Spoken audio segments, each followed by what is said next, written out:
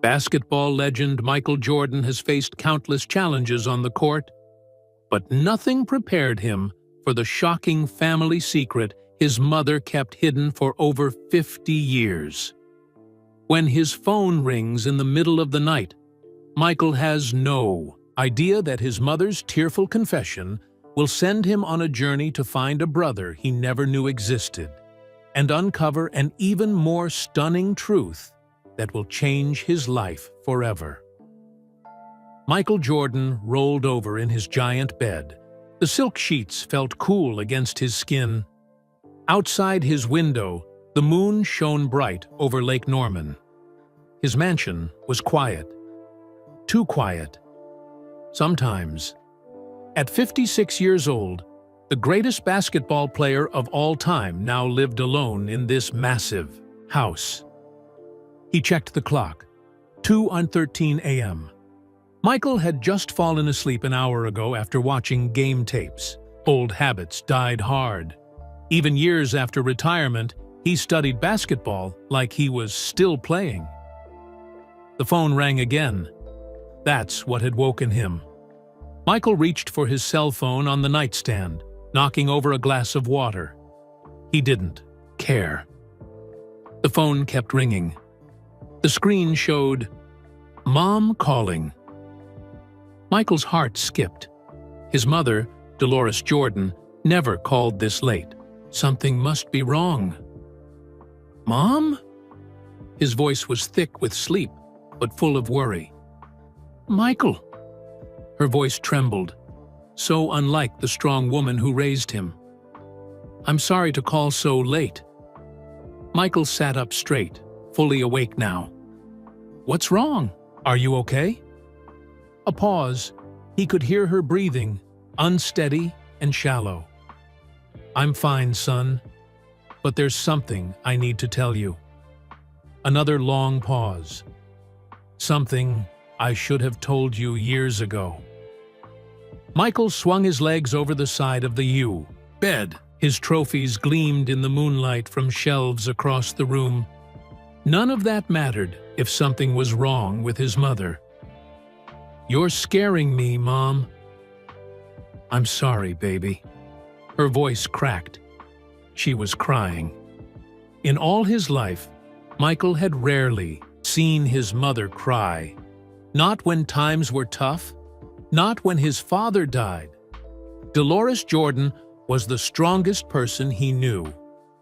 "I'll come over right now," Michael said, already reaching for his pants. "No, not tonight, but soon. Tomorrow. I need to show you something. Something you need to see with your own eyes." Michael's mind raced. What could be so important? So secret? His mother had always been honest with him. She taught him the value of truth and hard work. These lessons made him who he was. "Can't you tell me now?" Michael asked. "Not over the phone," she said. "Some things need to be said face to face." Michael rubbed his eyes. The pit in his stomach grew deeper. "Is it your health? Are you sick?" The thought made his blood run cold. "It's not about me." She took a deep breath. "It's about our family, about your father, about—" Her voice trailed off. Michael's father, James Jordan, had been murdered in 1993. The pain of that loss still felt fresh. Sometimes, what could his mother know about his father that would make her call in the middle of the night? All these years. Later, "Mom, please, you're really worrying me." "I've kept this secret for so long," she said. "I thought I was protecting you, but now I know it wasn't right. You deserve to know the truth." "The truth about what?" Michael's voice rose. Outside his window, dark clouds began covering the moon. The room grew darker. "The truth about who you are," she said.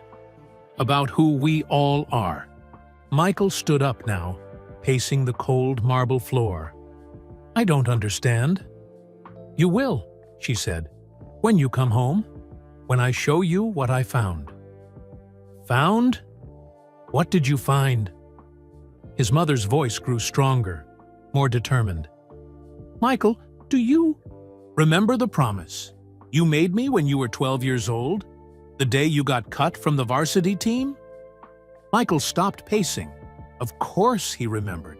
How could he forget? "I promised I would never give up," he said.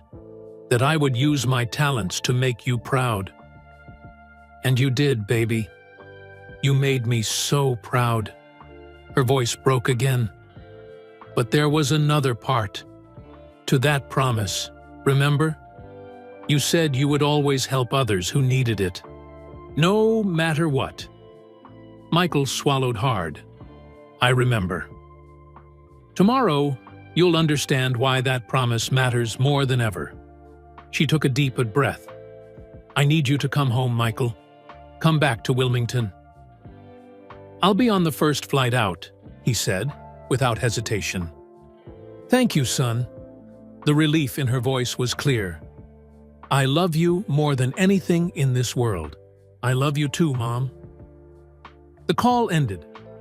Michael stood in the darkness, the phone still in his hand. What could be so important that his mother would call in tears at 2 a.m.? What secret had she kept all these years? Whatever it was, it would change. Everything. He could feel it deep in his bones. Michael Jordan, the man who never backed down from a challenge, felt afraid for the first time. In years, sleep was impossible now. Michael paced his bedroom, then wandered through his massive house. His footsteps echoed on marble floors. Trophy cases lined the walls. 6 NBA championship trophies, 5 MVP awards, countless others. They usually made him proud. Tonight, they seemed empty. Michael stopped at a photo of his family. His mother stood in the center, strong and smiling. She had always been his rock. What could she possibly need to tell him? As the first light of dawn broke through the windows, Michael's mind drifted back to his childhood in Wilmington, North Carolina, back to the day he made that promise. His mother mentioned the day that changed his life. 12-year-old Michael sat on the front porch steps, tears streaming down his face. The paper in his hand was crumpled from his tight grip. The school basketball team list. His name wasn't on it. "I'm not good enough," he sobbed as his mother sat beside him. Dolores Jordan put her arm around her son's thin shoulders. "That's not true, Michael. You're just not good enough yet." Michael looked up at her, confused by her words. "God gave you a gift," she said, "but gifts need to be opened, used, and shared. You have to work to make that gift grow." "What if I work hard and still don't make the team?" Michael asked. His mother looked at him with eyes that seemed to see right into his soul. But there was something else there, too.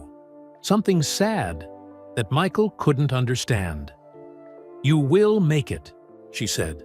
"I believe in you more than anyone else in this world. But I need you to promise me something." Michael wiped his eyes. "What, Mama?" "Promise me that when you succeed, and you will succeed, you'll remember where you came from. Promise me you'll use your gifts to help others who need it." Young Michael nodded. "I promise." "No matter what happens," his mother added, her voice suddenly serious. "No matter what you learn about our family someday, promise me you'll remember that helping others is what matters most." Michael didn't understand why she said, "No matter what you learn about our family," but he nodded anyway. "I promise, Mama. No matter what." His mother hugged him tight then, so tight it almost hurt, like she was afraid to let him go. The memory faded as Michael stood in his trophy room. Why had his mother said those words? No matter what you learn about our family someday, had she known even then that this day would come? Michael walked to his office and booked a 7 a.m. flight to Wilmington. Then he called his assistant, Tina. "I need you to clear my schedule for the next week," he said when she answered, groggy with sleep. "Everything?" she asked, shocked. Michael Jordan never canceled appointments. "Everything. Family emergency." He hung up before she could ask questions he couldn't answer. While packing a small bag, Michael found himself pulling out an old basketball from his closet. His father had given it to him when he was 13. They had spent countless hours in the driveway, practicing shots and moves until dark. His father would say, "Work harder than anyone else, and you'll be better than anyone else." James Jordan had been murdered in 1993, shot while sleeping in his car at a highway rest stop. The loss had shattered Michael. He quit basketball to play baseball, trying to fulfill his father's dream. People thought he was crazy to leave at the height of his career. They didn't understand the depth of his grief. Was his mother's call somehow connected to his father? After all these years, what could she possibly have kept secret? As the sun rose, Michael's driver arrived to take him to the airport. During the ride, Michael stared out the window but saw nothing. His mind was too full of questions. At the Maibu private airport, the staff kept their distance. They could tell from his face that their usual friendly greetings wouldn't be welcome. Michael Jordan's game face was legendary. This was something different. This was personal. On the plane, Michael tried to sleep, but couldn't. Instead, he watched as North Carolina came into view below, the place where it all began. His phone buzzed with a text message from his mother. "I'll be waiting. Love you, son." Such simple words. They shouldn't make his stomach knot with worry. The plane landed at Wilmington International Airport. A car was waiting for him. Michael hadn't told anyone he was coming, but his mother had arranged everything. The car drove through his hometown. Memories flooded back. The basketball courts where he played, the school that cut him from the team, the house where he grew up, learning the value of hard work and determination. Michael's phone rang. It was his business partner calling about a meeting with Elon Musk they had scheduled for next week. Something about a new technology investment. "I can't talk now," Michael said. "Family matters." Family matters. Nothing had ever been more important to Michael Jordan than family. His father had taught him that. His mother had lived it. The car turned down the familiar street where his mother still lived in a beautiful home. Michael had bought her years ago. It was modest compared to what he could afford, but she had refused anything bigger. "This is plenty for one woman," she had insisted. As the car stopped in the driveway, Michael saw his mother standing on the porch. She looked smaller somehow, frailer. The sight made his heart ache. She had been crying again. He could tell from across the yard. Whatever secret she had kept all these years, it was about to change everything. Michael stepped out of the car. His mother's arms were around him before he could even say, "Hello." She felt so small against his tall frame. When did she get so tiny? So fragile? "You came," she whispered. "Of course I came," Michael said.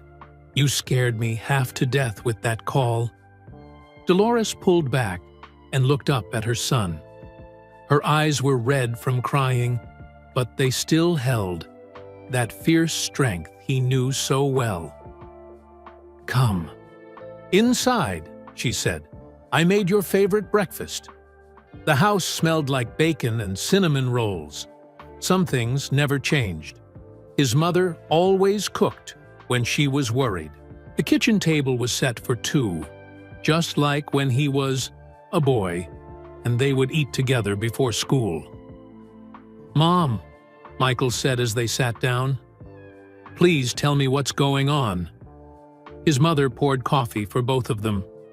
Her hands shook slightly. "Eat first," she said. "Then we'll talk." Michael wanted to argue but knew better. His mother had her ways, so he ate the bacon and eggs she had made, though every bite felt like cardboard.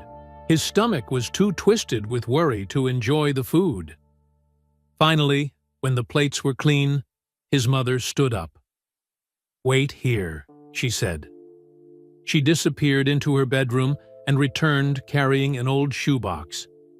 The cardboard was worn at the edges, yellowish with age. She placed it on the table between them. "I've kept this hidden for over 40 years, she said. "Your father and I agreed it was best. We wanted to protect you." Michael stared at the box, afraid to open it. Protect me from what? His mother sat down heavily.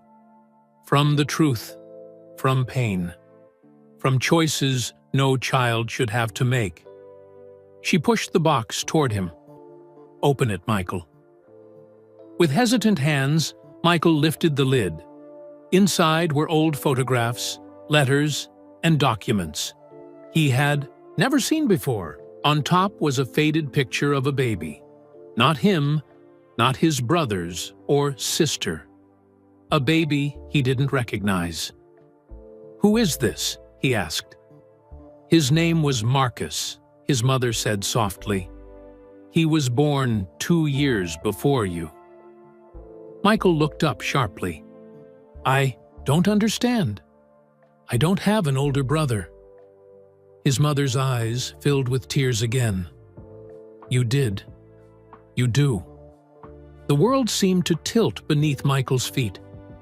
"That's impossible. How could I have a brother I never knew about?"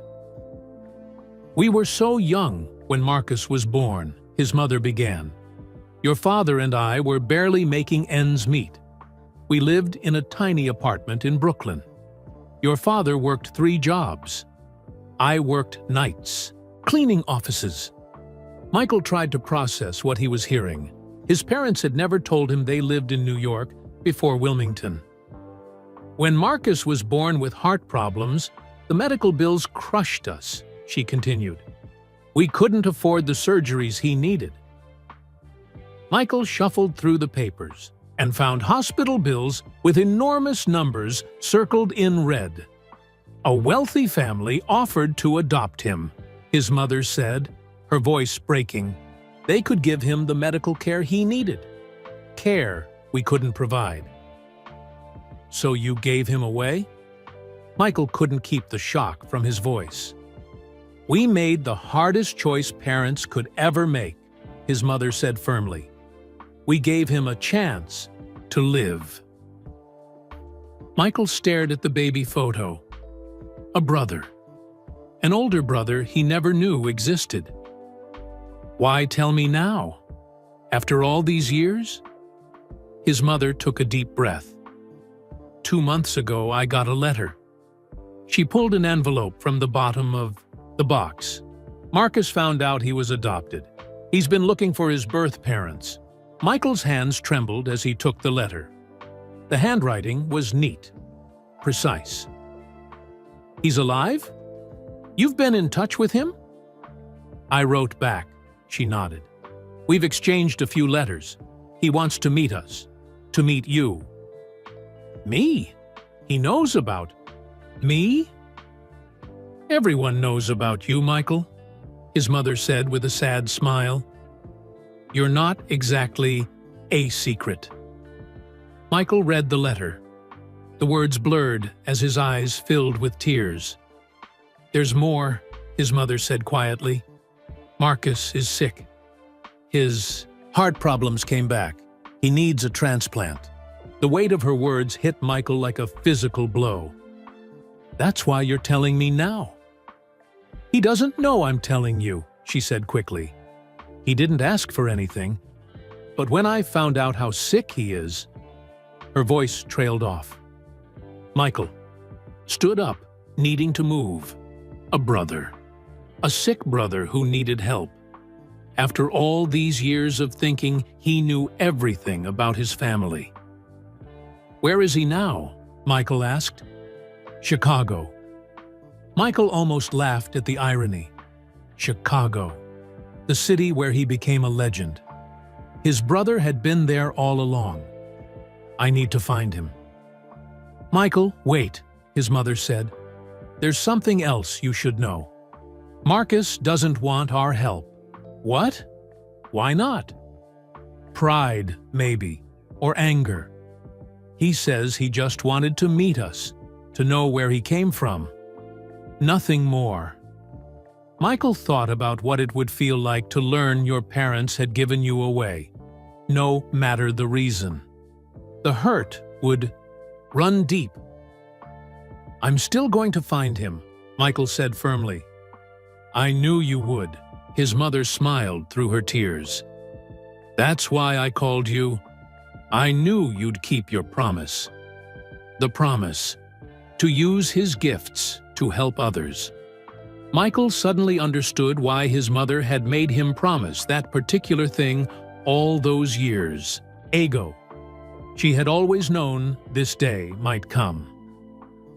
Michael pulled out his phone and dialed his pilot. "Get the plane ready. We're flying to Chicago in an hour." When he hung up, his mother was watching him. "What's your plan?" she asked. "I don't know yet," Michael admitted, "but I'll figure it out." As he packed the box of letters and photos to take with him, Michael's phone rang. The screen showed a name he wasn't expecting: Elon Musk. Their meeting had been scheduled for next week, but somehow the billionaire had heard about Michael's sudden trip. "Jordan," Michael answered. "I hear you're heading to Chicago on urgent business." Elon's distinct voice came through. "Need some help?" Michael hesitated. How did Musk even know about his trip? "I might," Michael said finally. "Meet me at the airport." Sometimes, even Michael Jordan needed backup. And finding a long-lost brother in a city of millions might require resources only someone like Elon Musk could provide. The journey to find Marcus was just beginning. Michael had no idea that what awaited him in Chicago would change not just his life, but the lives of countless others. Michael hugged his mother goodbye on the porch where he had sat as a 12-year-old boy, crying over being cut from the basketball team. So much had happened since that day. So many victories and losses. And now, this. "I'll call you when I find him," Michael promised. "Be patient with him," his mother said. "Remember, he didn't grow up with our love." The car ride to the airport was quiet. Michael stared out the window as they drove through Wilmington. Every street corner held a memory. They passed Laney High School, where Coach Pop had cut him from the varsity team. That rejection had lit a fire in Michael that never went out. It made him practice harder than anyone else. It made him the greatest of all time. Would Marcus have that same fire? That same drive? Next, they passed the old basketball court at Roberts Park. Michael could almost see his younger self there, playing with his friends until the streetlights came on. His father would call from the car. 5 more minutes, Mike." Those 5 minutes would stretch to 20, and his father would just smile and wait. What kind of father had waited for Marcus? Was he kind? Did he cheer at his games? Did Marcus even play basketball? The car turned onto Market Street, passing the ice cream shop where Michael had his first date with Tina, his high school girlfriend. He smiled at the memory. Tina had ordered a chocolate sundae and gotten ice cream on her nose. She was the first girl he ever kissed. Did Marcus have a high school sweetheart? Was he married now? Did he have children? So many questions. Michael realized he knew nothing about his own brother. They arrived at the airport where Michael's private jet waited. Standing next to it was Elon Musk, wearing jeans and a black t-shirt, sunglasses hiding his eyes despite the cloudy day. "Jordan," Elon nodded as Michael approached. "Musk?" Michael shook the billionaire's hand. "Thanks for coming on such short notice." When Michael Jordan says it's urgent, I believe him. They boarded the plane. As they settled into the leather seats, Michael noticed Elon carrying only a small backpack. "That's all you brought?" Michael asked. Elon shrugged. "I can buy what I need in Chicago." The plane took off, leaving Wilmington behind. Michael watched, his hometown shrink below him until it disappeared into the clouds. "So," Elon said, "are you going to tell me what this is about?" Michael looked at the man across from him.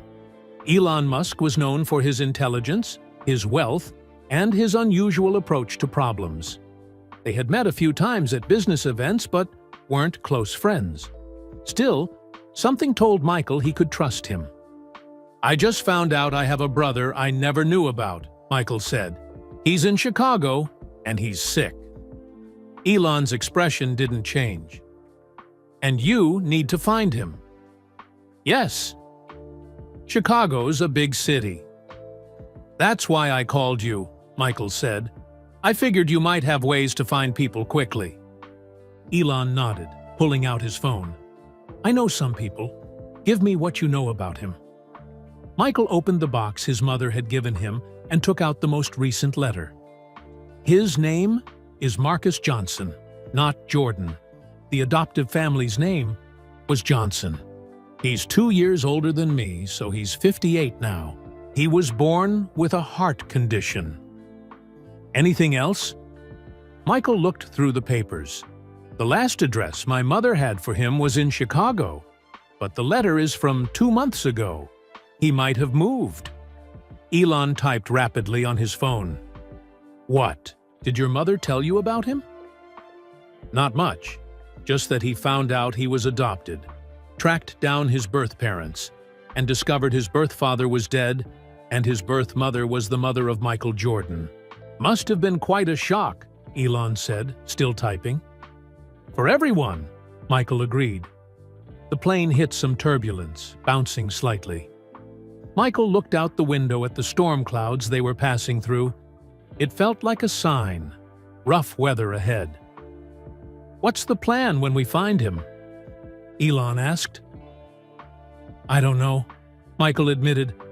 "I just know I need to meet him, to help him if I can." "Even if he doesn't want your help?" Michael thought about that. His whole life, people had wanted things from him. Autographs, money, attention. How strange to think his own brother might want nothing. "Yes," Michael said finally, "even if he doesn't want it." Elon's phone buzzed. He looked at the screen.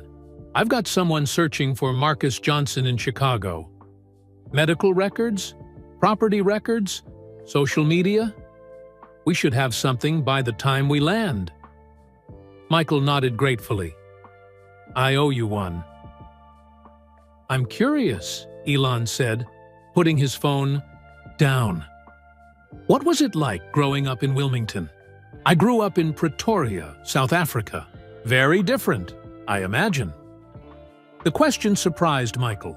Few people asked him about his childhood anymore. Everyone assumed they knew everything about him from the documentaries and books. "It was good," Michael said slowly. "Simple. My parents worked hard. We didn't have much, but we had enough. My father built a basketball court in our backyard. That's where I learned to play." "My father was an engineer," Elon said. "He taught me to take things apart, to see how they worked. I built my first computer when I was 10. "I could barely tie my shoes at 10, Michael laughed. "But you could dunk a basketball," Not at 10. I didn't dunk until high school. The conversation flowed easily after that. Two very different men from very different worlds, finding common ground in their drive to succeed and their complicated relationships with their fathers. My father expected perfection, Elon said. Nothing less was acceptable. Michael nodded. Mine too, in his way. He never said it, but I could see it in his eyes. Is that why you practiced so much? Partly, Michael said, but mostly I just loved the game. I loved the feeling of getting better, of mastering something difficult. I know that feeling, Elon agreed. As the plane began its descent into Chicago, Michael felt a strange mix of emotions. This was the city where he had become a legend, leading the Bulls to 6 NBA championships. The city that had embraced him as a son. And somewhere down there was his actual brother, a man who shared his blood, but not his fame or fortune. Elon's phone buzzed again. He looked at the screen for a long moment before speaking. We found him, Elon said. Marcus Johnson. He works at a community center in the South Side. He's a basketball coach for underprivileged kids. Michael's heart skipped a beat. A basketball coach. What were the odds? Is he there now? Michael asked. Elon checked his phone again. No, but there's a youth basketball game tonight at 7:00. He'll be there. Then so will we, Michael said. As the plane touched down in Chicago, Michael looked out at the familiar skyline. The last time he had been here was for a business meeting with the current Bulls owners. They had treated him like royalty. Tonight, he would be just a man looking for his brother. A brother who might not want to be found. The plane taxied to a stop. Michael gathered the box of letters and photos, holding it carefully. Inside this box was the proof of a connection he never knew existed. A connection that would change everything. A black SUV waited for them on the tarmac. The driver, a serious man in a dark suit, nodded at Elon. Good afternoon, Mr. Musk, Mr. Jordan. Hey, Bobby, Michael said, recognizing one of the drivers he often used in Chicago. Been a while, sir, Bobby said with a smile. The Bulls miss you. The Bulls are doing fine without me, Michael said, though the team hadn't won a championship. Since he left? They drove through the busy streets of Chicago. The city had changed since Michael's playing days, with new buildings reaching toward the sky. But some things remained the same.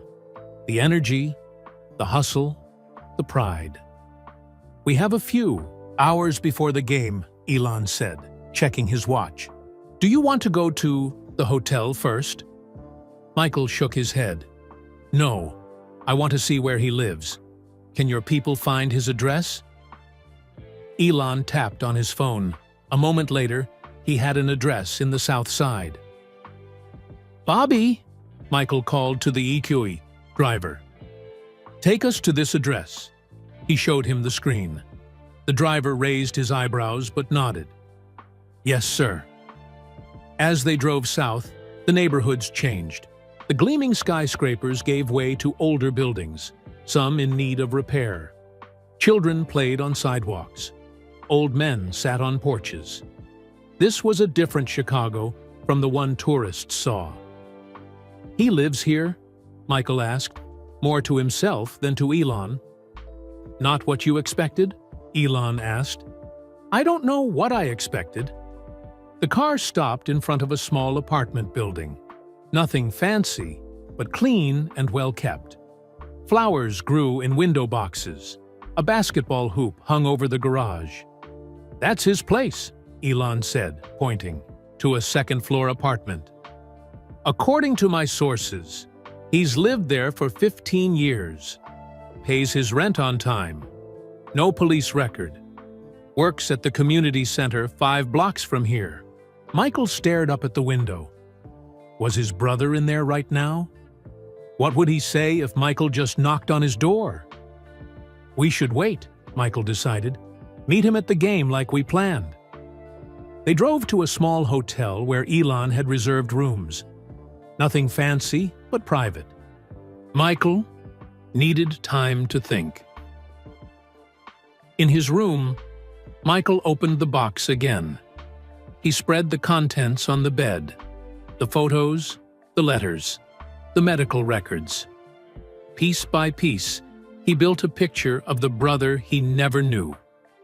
Marcus had been born on March 12, 1961, in Brooklyn, New York. He weighed 6 pounds, 4 ounces. His heart had a hole in it. The doctors called it a ventricular septal defect. He needed surgery, but James and Dolores Jordan couldn't afford it. The Johnsons were a wealthy couple from Boston. They couldn't have children of their own. They offered to adopt Marcus and pay for his medical care. The papers were signed when Marcus was 6 months old. The next photo showed Marcus at about 5 years old, a serious-looking boy with the same eyes as Michael. He wore a baseball cap and held a toy car. Did he like sports as a child? Did he know he was adopted? Michael picked up the most recent letter. Marcus's handwriting was neat, precise. He wrote about finding out he was adopted after his adoptive parents died. He wrote about searching for his birth parents and discovering that his father was dead and his mother was Dolores Jordan, mother of Michael Jordan. "I don't want anything from you," Marcus had written. "I just wanted to know where I came from." But Michael's mother had written back, and Marcus had written again. 3 letters back and forth, getting to know each other through words on paper, like strangers, which they were. In the last letter, Marcus mentioned he wasn't feeling well. Tests at the hospital. Doctors concerned. Nothing specific, but enough to worry Dolores. Michael put everything back in the box except for the photo of 5-year-old Marcus. This he slipped into his wallet. A knock on the door interrupted his thoughts. It was Elon. "I have more information," he said. "Michael, let him in." Elon carried his laptop and opened it on the desk. Marcus Johnson, born March 12, 1961, in Brooklyn, New York. Adopted by Robert and Margaret Johnson of Boston, Massachusetts. Graduated from Boston Latin School in 1979. Attended Boston College on a partial academic scholarship. Degree in education. Taught high school English for 10 years in Boston. Moved to Chicago in 1998. Worked at several schools. Before starting at the community center in 2009. "No wife? Kids?" Michael asked. "Divorced. 1 daughter, Zoe, age 25. She lives in New York. Works in publishing." "A niece?" Michael had a niece he'd never met. "What about his health?" Michael asked. Elon's face grew serious. "That was harder to find. Privacy laws.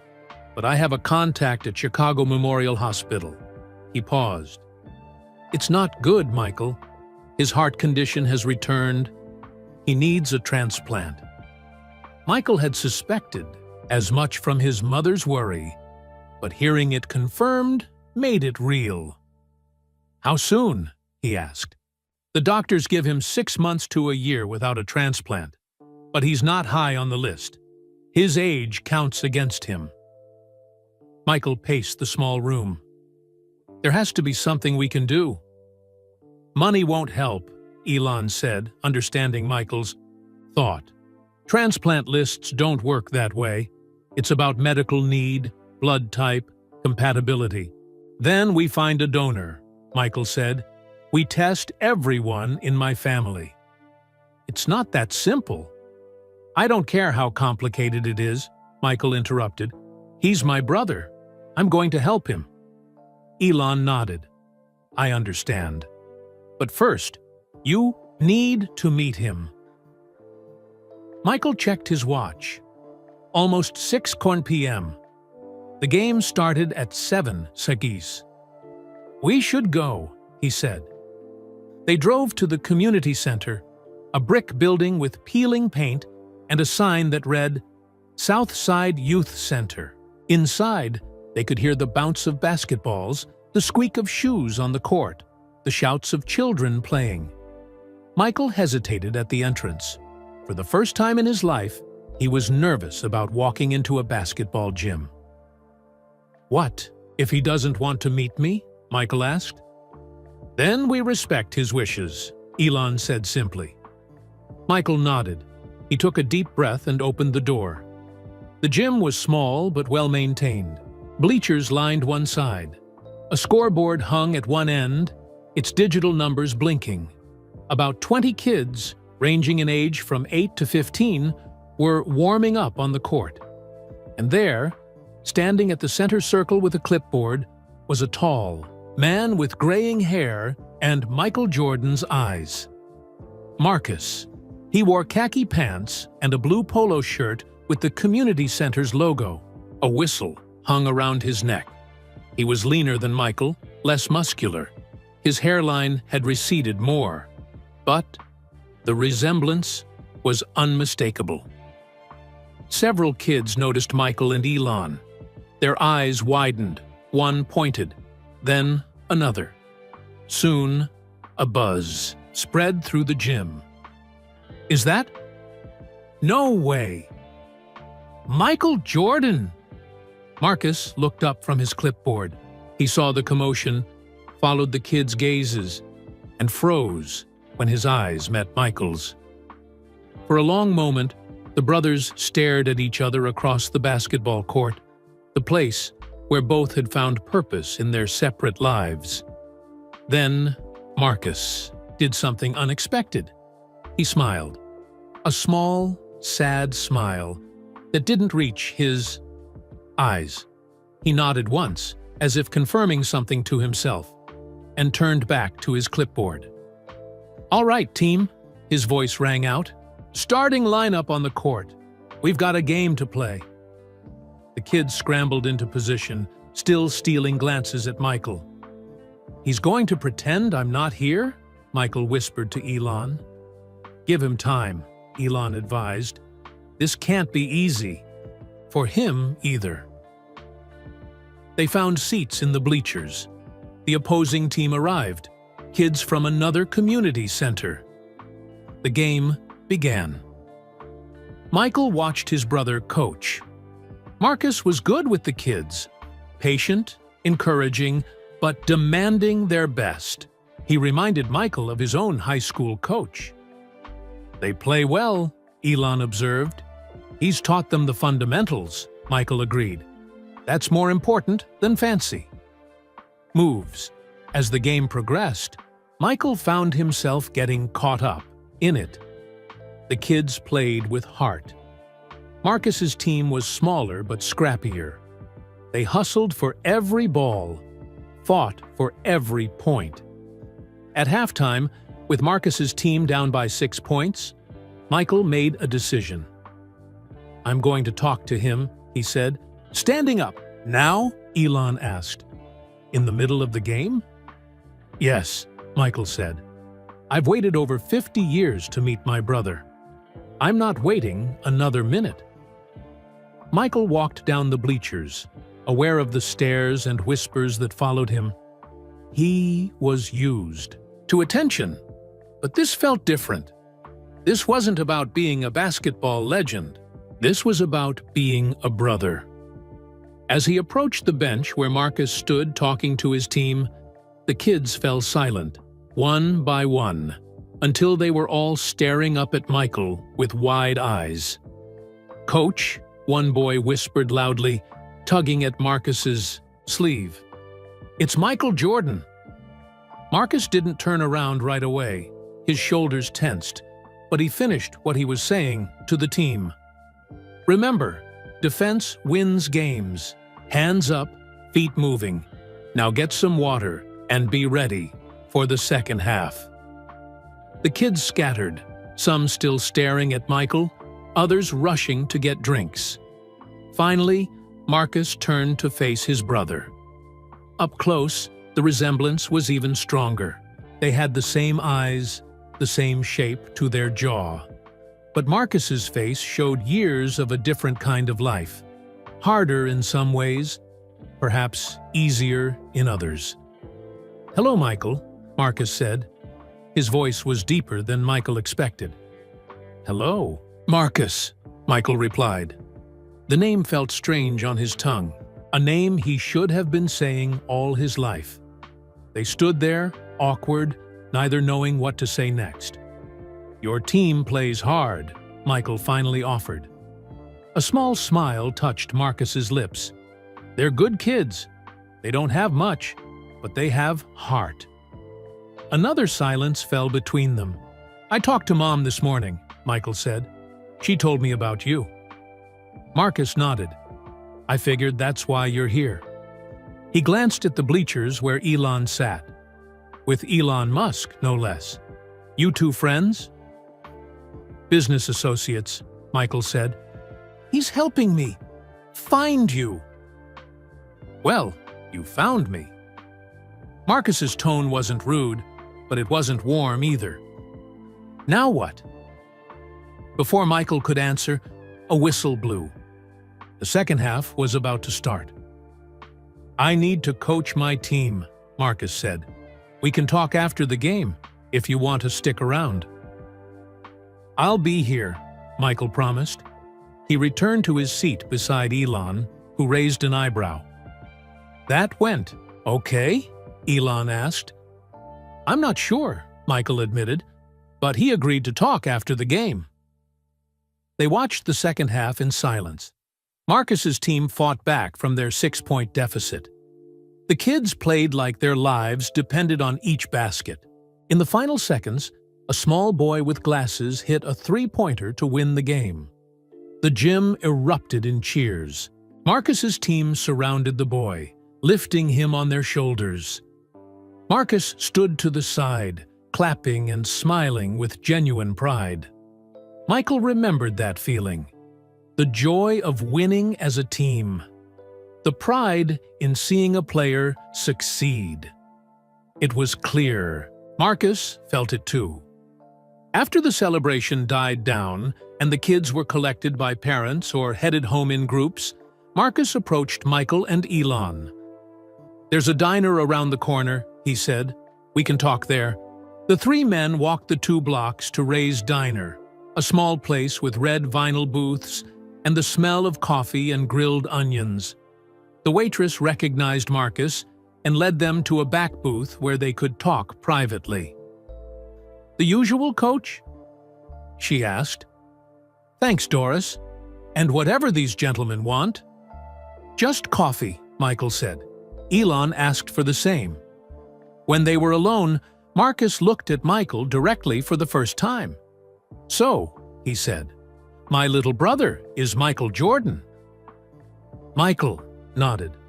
"And my big brother is Marcus Johnson."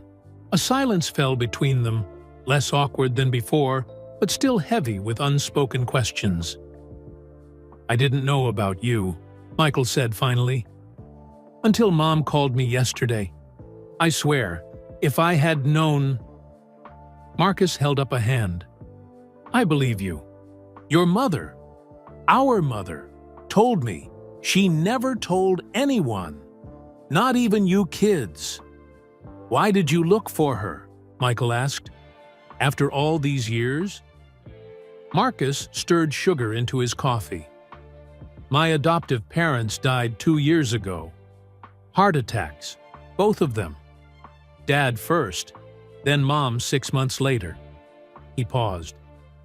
"They were good people. They gave me a good life."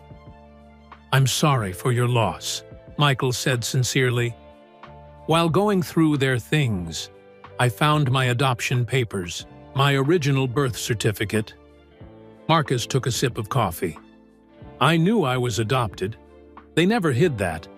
but I never knew my birth parents' names until then. The waitress brought Marcus's usual, a turkey club sandwich with fries. He thanked her but didn't eat. I wasn't going to look for them, he continued. But my daughter Zoe, she pushed me. Said I should know my medical history at least. Your daughter, Michael said softly. I have a niece. Something softened in Marcus's eyes. Yeah, she's amazing. Smart as a whip. Works in publishing in TBE, New York. I'd like to meet her someday, Michael said. Marcus nodded but didn't make any promises. Anyway, I hired a private investigator. Found out my birth father was dead, but my birth mother was alive. Dolores Jordan, mother of the famous. Michael, Jordan, he shook his head. That was a shock. I can imagine, Michael said. I wrote to her, not expecting much, but she wrote back. We've exchanged a few letters. Marcus looked at Michael curiously. She never mentioned telling you about me. She was worried, Michael said carefully, about your health. Marcus's face hardened. She told you about that? She said you weren't well. Elon found out more. Marcus glanced at Elon, who had been quietly observing their conversation. Mr. Musk has been busy, Marcus said dryly. I have resources, Elon said simply, and Michael was concerned. So you know I need a heart transplant, Marcus said to Michael. Yes, and I want to help. Marcus shook his head. I didn't look for my birth family to get help. I just wanted to know where I came from. I understand that, Michael said, but now that we've found each other, I can't just walk away. You're my brother. Am I? Marcus asked. We share blood, yes. But you don't know me, Michael, and I don't know you. Then let's change that, Michael said firmly. Let me get to know my brother. Marcus studied Michael's face, as if looking for something. Whatever he saw there made him sigh and nod slightly. All right, he said, we can try, but I'm not taking your money, and I'm not taking special treatment because of who you are. Fair enough, Michael agreed. But will you let me help find a donor? We can test my family. Maybe one of us is a match. Marcus hesitated, then nodded. My daughter's already been tested. She's not a match. We'll find someone, Michael promised. Elon, who had been quiet during most of this exchange, spoke up. I may be able to help with that. I have connections at several medical research facilities. There are new approaches to transplants being developed. Marcus looked skeptical. Experimental treatments? Cutting edge, Elon corrected, but safe, and potentially faster than waiting on the transplant list. Michael could see Marcus weighing his options, pride versus survival, wariness versus hope. I'll think about it, Marcus said finally. It wasn't a yes, but it wasn't a no either. For now, that was enough. As they left the diner, Michael asked, Can I come watch your team practice tomorrow? A small smile crossed Marcus's face.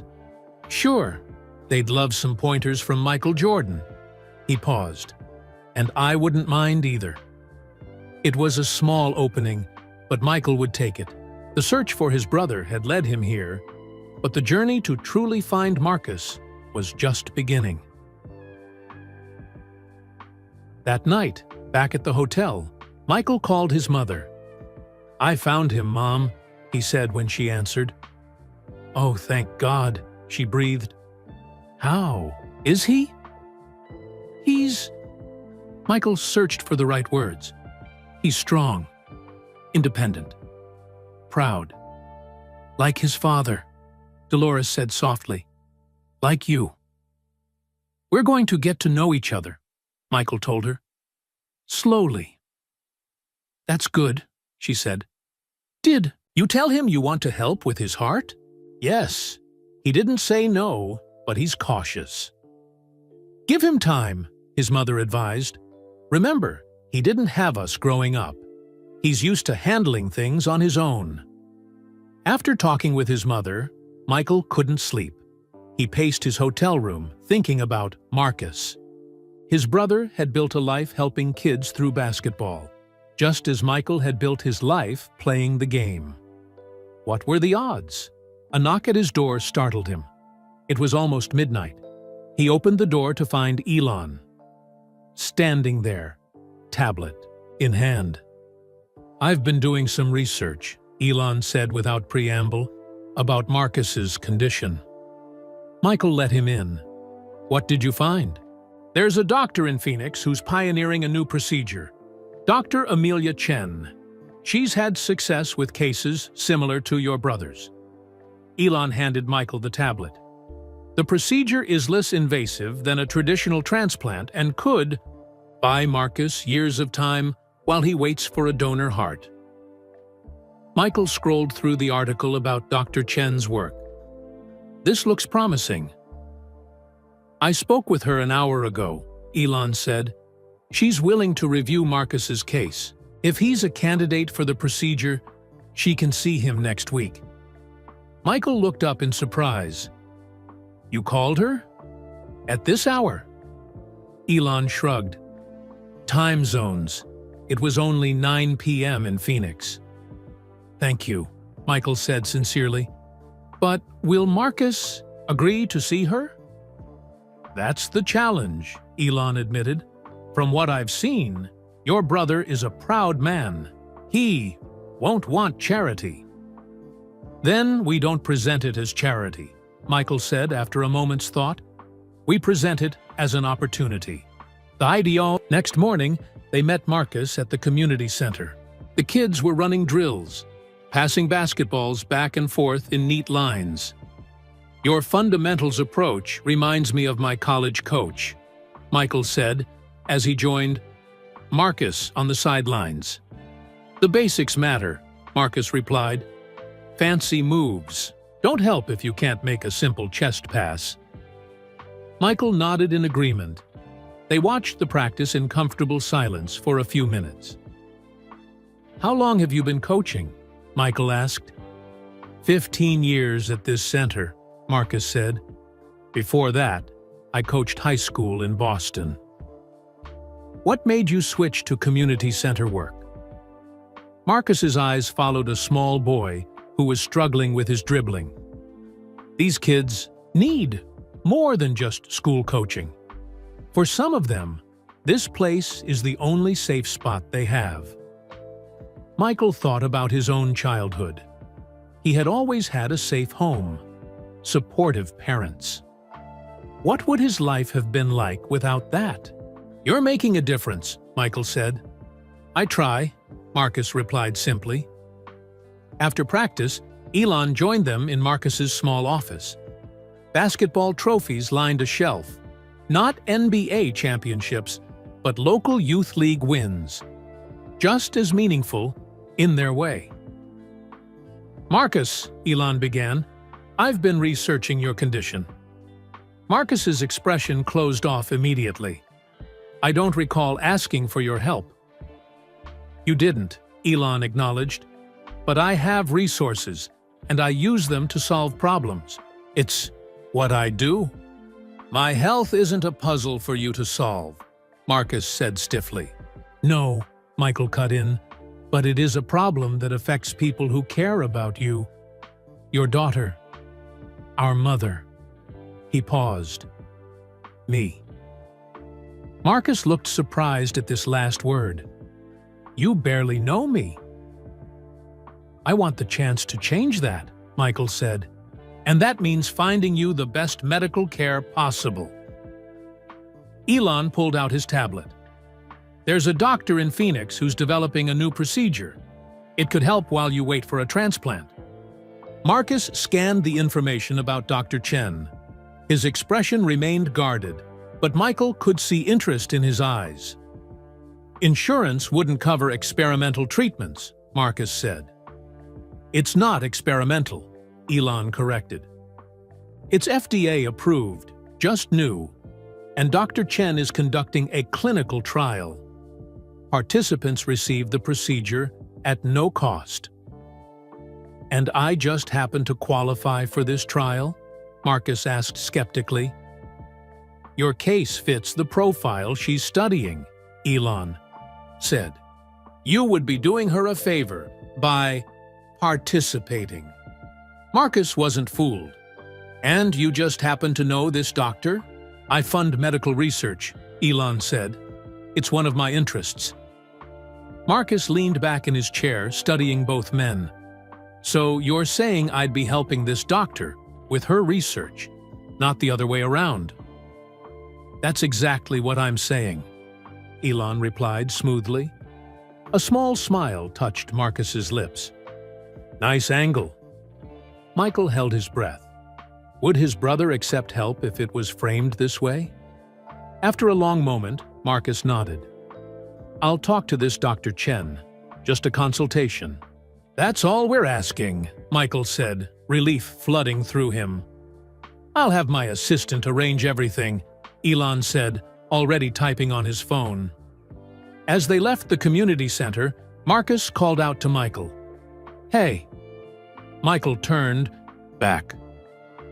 "Thank you," Marcus said simply, "for caring about a stranger." "You're not a stranger," Michael replied. "You're my brother." For the first time, Marcus didn't flinch at the word. Progress, Michael thought. Small, but real. Back at the hotel, Elon confirmed the appointment with Dr. Chen for the following week. "My plane can take all of us to Phoenix on Tuesday." "All of us?" Michael asked. "I assumed you'd want to go with your brother," Elon said, "and I need to check on some projects in Arizona anyway." Michael realized Elon was making an excuse to come along, to help.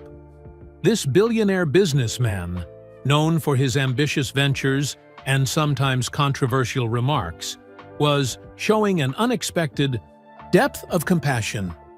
"Why are you doing all this?" Michael asked. "You barely know me, and you definitely don't know Marcus." Elon was quiet for a moment. "My father was complicated. Family is complicated. But in the end, it's what matters." He shrugged, uncomfortable with the emotional territory. "Besides, I like solving problems." Michael nodded, understanding there was more to Elon Musk than the public persona. Just as there was more to Marcus Johnson than the guarded basketball coach. And perhaps more to Michael Jordan than the basketball legend. They were connecting, these three very different men. An unexpected bond forming around a search that had only just begun. The next day, Marcus invited Michael to his apartment. It was small, but neat, with books lining the walls and basketball memorabilia mixed with family photos. Michael noticed a picture of a young woman with Marcus's eyes and smile. "Zoe?" Michael asked, pointing to the photo. Marcus nodded with pride. "My daughter. She's the smart one in the family. Got her master's degree in publishing. Works for a big New York company now." "She looks like you," Michael said. "Poor kid," Marcus joked, and they both laughed.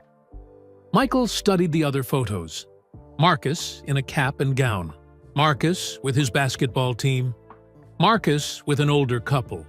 His adoptive parents, Michael guessed. The Johnsons, Marcus confirmed, seeing where Michael was looking. Good people, strict but fair. "Did they know who your birth parents were?" Michael asked. Marcus shook his head. "Closed adoption.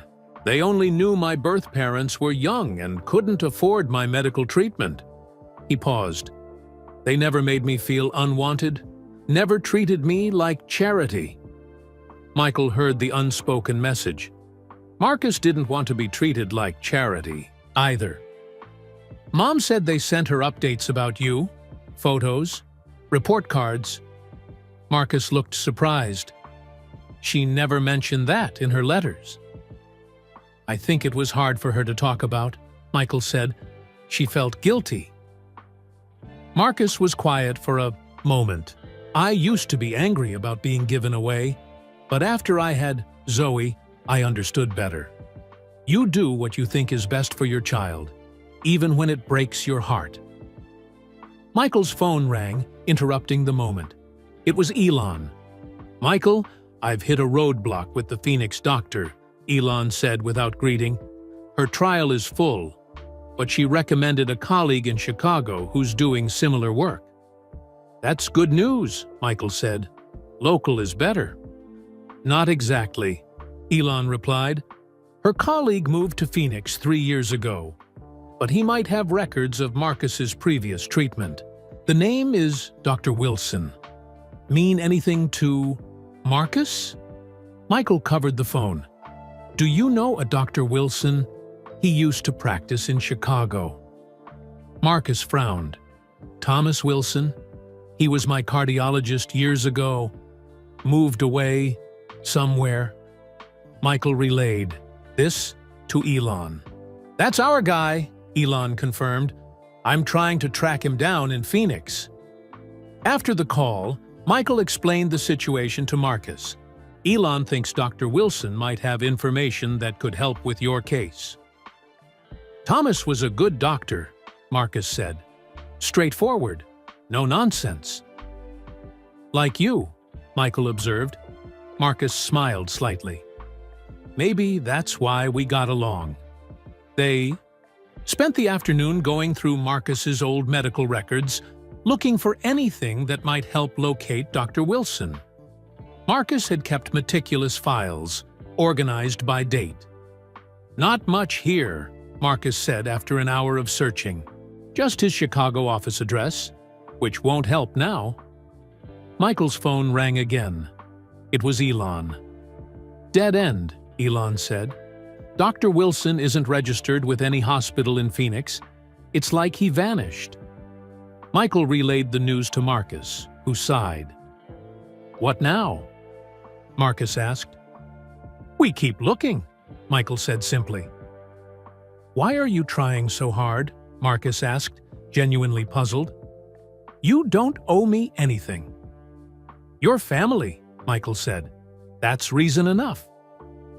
Marcus studied Michael for a long moment. "You're not what I expected." "What did you expect?" "I don't know. Someone more?" Marcus gestured vaguely.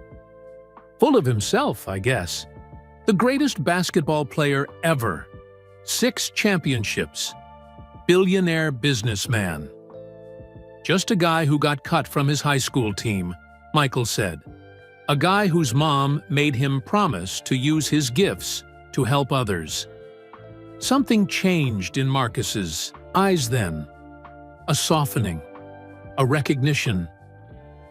"She made me promise the same thing," he said, "when I called her after finding the adoption papers. She said she always knew I'd grow up to help others, that it was in my blood."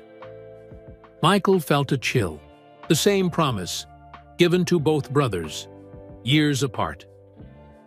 Elon arrived at Marcus's apartment an hour later, tablet in hand. "I've found Dr. Wilson's last known address in Phoenix, but the trail goes cold 3 years ago." "We need to go there," Michael decided. "To Phoenix? Maybe someone at his old address knows where he went." "I've already booked the flight for tomorrow," Elon said. "My team is working on finding any connection to Dr. Chen. They might have worked together." Marcus looked between the two men. "You're really doing this? Going to Phoenix to find a doctor who might not even be there anymore?" "Yes," Michael said simply. "Why?" Marcus asked again. This time it was Elon who answered. "Because some things are worth the effort. Marcus was quiet for a long moment. Then he went to his bedroom and returned with a small duffel bag. He began packing clothes. "What are you doing?" Michael asked. "If you two are crazy enough to fly to Phoenix on this wild goose chase, someone with sense should go along," Marcus said gruffly. But there was a new light in his eyes. Hope, perhaps? Or maybe just the wonder of having people who cared enough to search. The next morning, they boarded Elon's private jet. As they took off, Michael watched his brother stare out the window at Chicago, disappearing below them. The search for answers was leading them across the country, to Phoenix, Arizona, a city of dead ends that might hold the key to a new beginning. The flight was comfortable but quiet. Marcus dozed in his seat, the medication he took for his heart making him tired. Michael watched him sleep, studying the face that looked so much like his own father's. "It's strange," Michael said softly to Elon, who sat across from him. "Yesterday I didn't know he existed. Today, I can't imagine not knowing him." Elon nodded. Family connections run deep, even when we're not aware of them. When they landed in Phoenix, the desert heat hit them like a wall. A car was waiting. On the tarmac, another black SUV with tinted windows. "I've arranged for us to visit Dr. Wilson's last known address," Elon said, as they drove through the city. "It's in a neighborhood called Arcadia." Phoenix sprawled below the mountains, a city of palm trees and swimming pools carved out of the desert. They passed golf courses where sprinklers fought a constant battle against the sun. "Never understood why people build cities in the desert," Marcus commented, looking out the window. "Says the man who lives in Chicago winters," Michael teased. Marcus smiled slightly. "Touché." The SUV turned into a quiet residential street lined with modest homes. They stopped in front of a small stucco house with a neat yard of rocks and cactus plants. "This is it?" Michael asked. "Looks small for a doctor's house." "Phoenix real estate is different from Chicago," Elon explained. "But yes, this is the address I found for Thomas Wilson." They approached the front door. Michael knocked. After a moment, an elderly woman with silver hair and bright eyes opened the door. "Yes?" she asked, looking curiously at the three men on her doorstep. "Ma'am, we're looking for Dr. Thomas Wilson," Michael said politely. "We understand he used to live here." The woman's eyes widened as she recognized Michael. "You're Michael Jordan." Michael nodded with a polite smile. "Yes, ma'am." "Well, I never thought I'd have a celebrity at my door." She opened it wider. "I'm Ruth Martinez. Please, come in. It's too hot to stand outside." The inside of the house was cool and neat, with family photos covering the walls. "I bought this house 3 years ago," Ruth explained as she led them to a small living room. "Dr. Wilson was the previous owner. Such a nice man." "Do you know where he moved to?" Elon asked. Ruth shook her head. "He didn't say exactly, just that he was moving back east somewhere. Chicago, maybe? Or was it Cincinnati? My memory isn't what it used to be." Michael and Elon exchanged glances. If Wilson had returned to Chicago, they'd just come to Phoenix for nothing. "Did he leave any forwarding address? Contact information?" Marcus asked. "No, nothing like that," Ruth said. "He was quite private. Kept to himself mostly." Michael felt his hope fading. Another dead end. "Do you remember anything else about him?" Elon pressed. "Anything that might help us find him?" Ruth thought for a moment. "Well, He did mention something about starting a program for kids. A basketball program, I think. He was quite passionate about it. Michael's interest sharpened. A basketball program? Yes. He said he played in college. Nothing professional, but he loved the game. Ruth smiled at Michael. Not everyone can be Michael Jordan, after all. Do you remember which college he played for? Michael asked. Ruth shook her head. No, sorry. But he did leave something behind. A box of old things in the attic. He said he might come back for it.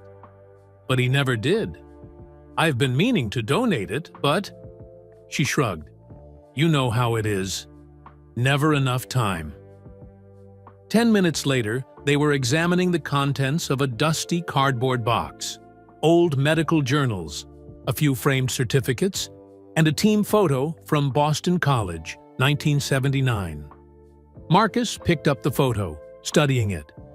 That's my alma mater. I graduated in '83. Look at the back, Elon suggested. Marcus turned the photo over.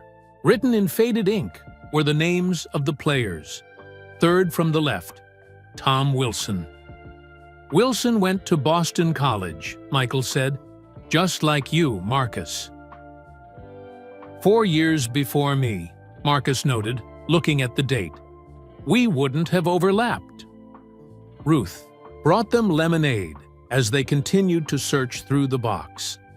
At the bottom, Elon found an old alumni newsletter from Boston College. Listen to this, he said, reading from the yellowed paper. Dr. Thomas Wilson, class of '79, continues his groundbreaking work in pediatric cardiology at Chicago Memorial. Wilson credits his interest in the field to his own experience with childhood heart problems and the care he received at Boston Children's Hospital. Marcus looked up sharply. Wilson had heart problems as a child? Just like you, Michael, he said softly. Something clicked in Michael's mind, a connection he couldn't quite grasp. Mrs. Martinez, he asked, did Dr. Wilson ever mention being adopted? Ruth looked surprised by the question. As a matter of fact, he did. Once, when we were talking about family, he said he was grateful to his adoptive parents for the opportunities they gave him. Michael and Marcus exchanged a look. Could it be possible? One more question, Michael said. How old was Dr. Wilson when he moved away? Let me think, Ruth said. He mentioned turning 60 at his going-away party. So that would be 63 now? Marcus was born in 1961. He would be 64 this year. Close, but not quite. Another dead end. As they prepared to leave, Ruth disappeared into another room. She returned with a basketball. Dr. Wilson left this too, she said, handing it to Michael. Perhaps you could sign it for my grandson. He's a huge fan. Michael took the ball. It was old, the leather worn smooth by years of handling. As he turned it, his breath caught. There, nearly faded but still visible, was a name written in marker. Marcus. He showed it to his brother. Marcus took the ball, his hands trembling slightly. This was mine, he whispered. My first basketball. The Johnsons gave it to me for my 8th birthday. How would Dr. Wilson have your childhood basketball? Elon asked. The pieces began to fall into place. The shared college, the heart condition, the basketball connection. Mrs. Martinez, Michael asked, did Dr. Wilson ever mention a daughter? Named Zoe, perhaps? Ruth brightened. Yes, lovely girl. She visited him sometimes. Works in publishing in New York, I believe. Marcus sat down hard on the nearest chair, the basketball still in his hands. Marcus Johnson, Michael said slowly. Marcus Johnson, MJ. "Just like you," Marcus said quietly. "Michael Jordan, MJ." "What are you saying?" Elon asked, looking between them. "I'm saying," Michael replied, "that Dr. Thomas Wilson might be more than just a doctor who can help us." Marcus looked up, his eyes wide with understanding. "You think Wilson is?" "I think," Michael said, "we need to find him. Now." As they left Ruth's house, thanking her for her help, a new urgency drove them. This wasn't just about finding a doctor anymore. It was about finding answers to questions they hadn't even known to ask. The dead end had suddenly opened into a path none of them had expected. Back on the plane, Marcus sat quietly, turning the old basketball in his hands. The name, Marcus, had faded, but it was definitely his handwriting from childhood. The ball brought back memories of shooting hoops in his adoptive parents' driveway in Boston. "This doesn't make sense," he said finally. "How could my childhood basketball end up with Dr. Wilson?" "I think we need to look at the facts," Elon said, opening his tablet. "Dr. Thomas Wilson graduated from Boston College in 1979, heart condition as a child, adopted, moved back east. 3 years ago, has a daughter named Zoe, who works in publishing in New York. And somehow had Marcus's childhood basketball," Michael added. "Could he have known the Johnsons?" Marcus wondered. "Maybe they gave him the ball after I left for college?" "Or maybe," Michael said slowly, "there's another explanation." Marcus looked up. "What are you thinking?" "What if Marcus Johnson isn't your real name?" Michael suggested. "What if it was Thomas Wilson?" Marcus stared at him. "That's impossible. I'm Marcus Johnson. I've always been Marcus Johnson." "But you were adopted," Elon pointed out. "Birth certificates can be changed." Marcus shook his head. "No, the Johnsons wouldn't lie about something like that." "Not a lie," Michael said gently. "A protection, maybe." Marcus fell silent, considering the possibility. Finally, he pulled out his phone and dialed a number. "Zoe," he said when his daughter answered, "I need to ask you something important. Did you ever meet a Dr. Thomas Wilson? Maybe at a medical conference or—" He stopped, listening. His face paled. "When was this?" "I see." "No, nothing's wrong. I'll explain later. Love you too." He hung up and looked at Michael and Elon. "Zoe met a Dr. Wilson 3 years ago. He contacted her through the hospital where she was tested as a potential donor for me. Said he specialized in heart conditions like mine and might be able to help. They had coffee once in New York." "Did she say what he looked like?" Michael asked. "Older man, gray hair, glasses." Marcus paused. "She said he asked a lot of questions about me. She thought it was because of my case. But now, we need to find him," Michael said firmly. "Did Zoe have any contact information?" Marcus shook his head. "No, he never contacted her again. If he moved back east 3 years ago," Elon mused, "right after meeting Zoe, he could be anywhere by now. New York, Boston, Chicago." "Chicago," Michael repeated. "Ruth said he mentioned starting a basketball program for kids." The 3 men looked at each other as the same thought occurred to them simultaneously. "The South Side Youth Center," Marcus said. "But that's where you work," Michael said. "I started 3 years ago," Marcus replied, "after the previous coach retired." "Who was the previous coach?" Elon asked. Marcus frowned, trying to remember. "An older guy, Wilson, Coach Wilson. I never made the connection." His voice trailed off. "Oh my God." "We need to get back to Chicago," Michael said. "Now." Elon instructed the pilot to turn the plane around. As they headed back to Chicago, Marcus grew quiet again, lost in thought. Michael respected his brother's silence, understanding the shock of possibly discovering your entire life might not be what you thought. They landed in Chicago late that afternoon. Without stopping at the hotel, they drove straight to the South Side Youth Center.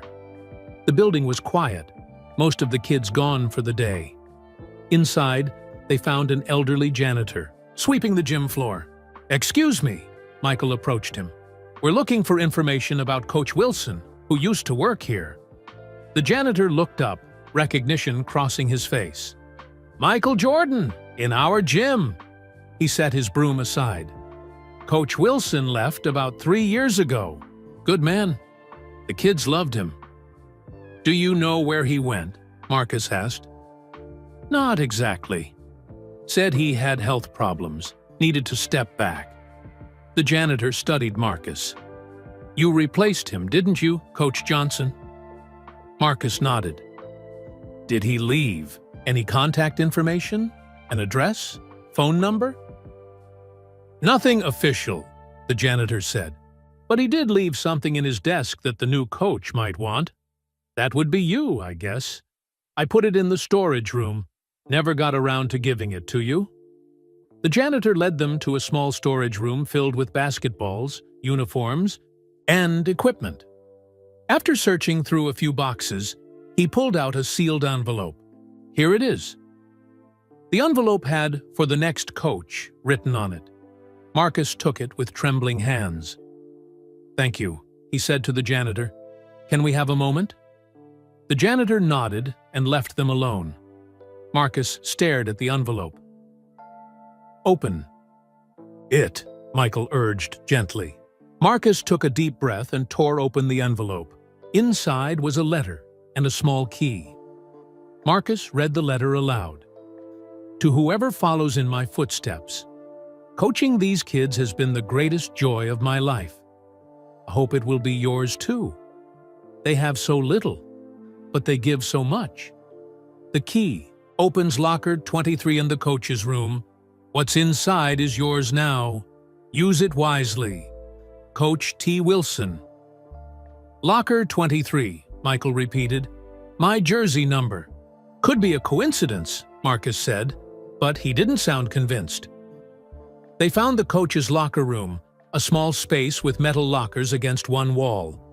Marcus found locker 23 and inserted the key. It turned easily. Inside was a manila folder. Marcus opened it with Michael and Elon looking over his shoulders. The folder contained newspaper clippings, mostly about Michael's career, championships, scoring titles, the famous flu game. But mixed in were other clippings. Marcus Johnson, named Coach of the Year at Boston Latin School. Marcus Johnson leads youth team to city championship. And at the bottom of the folder was a birth certificate, not for Marcus Johnson, but for Thomas Wilson Jr., born March 12, 1961, to James and Dolores Wilson. Wilson was their last name before they married, Michael said softly. Dad changed it to Jordan when they moved to North Carolina. Marcus sat down heavily on a bench. "So, Dr. Thomas Wilson is actually Thomas Wilson Jr., Michael finished. "Your original name, before the adoption. But why would he collect articles about both of us?" Marcus asked. "And why return to Chicago, just as I arrived? Why not approach me directly?" "Maybe he was afraid," Elon suggested. "Or maybe he wanted to observe you first, see what kind of man you'd become." "And then he got sick," Michael said. "Had to leave." Marcus looked through the clippings again. "He followed my career, and yours, all these years." "He was proud of you," Michael said. "Of both of us." The final piece in the folder was a more recent article dated 3 years ago. Local doctor. returns to basketball roots. The photo showed an older man with gray hair and glasses, surrounded by smiling children on a basketball court. "That's him," Marcus said. "That's Coach Wilson. I saw him a few times when I first started, but we never actually spoke." Michael studied the photo. The man had their father's smile, their mother's eyes. "What does this mean?" Marcus asked, looking lost. "Who am I? Marcus Johnson or Thomas Wilson? You're my brother," Michael said simply. "That's what matters." Elon, who had been examining the birth certificate, spoke up. "There's an address on this form, a current address added recently, in Chicago." "He wanted you to find him," Michael realized, "when you were ready." The address was for an apartment building just a few blocks from the youth center. They drove. There in silence, each lost in their own thoughts. The building was modest but well-maintained. They climbed to the third floor and stood before apartment. They'd see Marcus raised his hand to knock, then hesitated. "What if he doesn't want to see me?" he asked. "He left you the key," Michael reminded him. "He left the clues. He wants to be found." Marcus took a deep breath and knocked on the door. They waited. No answer. He knocked. Again. Louder. Finally, they heard movement inside. The door opened slowly. An older man stood there, leaning heavily on a cane. His hair was silver, his face lined with age and illness. But his eyes, Michael Jordan's eyes, were clear and bright. He looked first at Marcus, then at Michael, and finally at Elon. "I've been waiting for you," he said softly, "for a long time." And in that moment, standing face to face with the brother they never knew existed, Michael understood what his mother had been trying to tell him on that late-night phone call. The family secret wasn't just about Marcus. It was about both of his brothers. One given away, one kept hidden. Until now. Thank you so much for joining us. We hope this emotional story of family, secrets, and discovery touched your heart. Where are you watching from today? Drop your location in the comments below. If this story moved you, please take a moment to hit that like button. Your simple click helps spread kindness and allows more people to discover stories like this one. And if you enjoyed this video, don't miss out on more incredible content. Click on the video appearing on your screen right now for another powerful story that might just change your perspective. Until next time, remember that family connections run deeper than we sometimes realize.